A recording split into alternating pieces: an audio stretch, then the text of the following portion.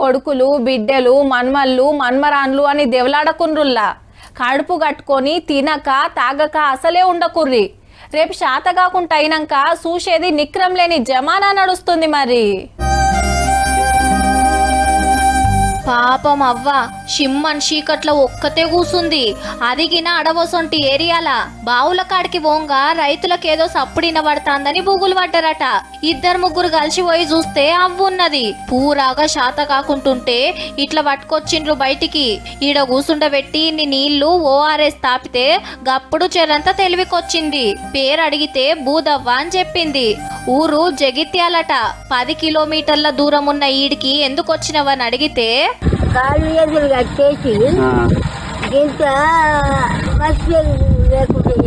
అన్ని పట్టుకపోయి అగనట పెన్మిటి కాలం చేసిండట.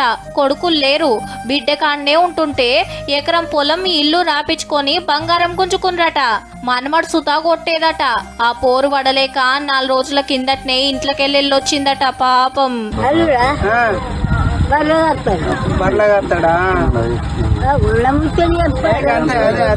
చెక్కుడు సంచిలున్న phone number తీసుకొని బిడ్డకు ఫోన్ చేస్తే ఏదేదో మాట్లాడిందట సంబంధం లేనట్టు. ఏమటే సర్కార్ ఆఫీసర్లకు ఫోన్ కొడితే వచ్చి సఖీ సెంటర్ కు దొలకపోయి మంచి షెడ్డలు అరుచుకుంటాన్రు.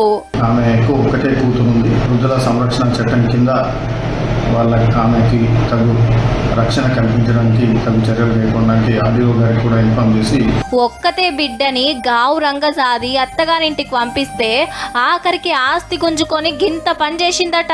బూదవ్వకు ఇంత బువ్వ పెడతానికే బిడ్డకు కష్టంగా వచ్చిన ఆ మా తల్లికి కన్నోళ్ళ మీద గింత నెనరు లేకుంటుండ్రబ్బా కొందరు.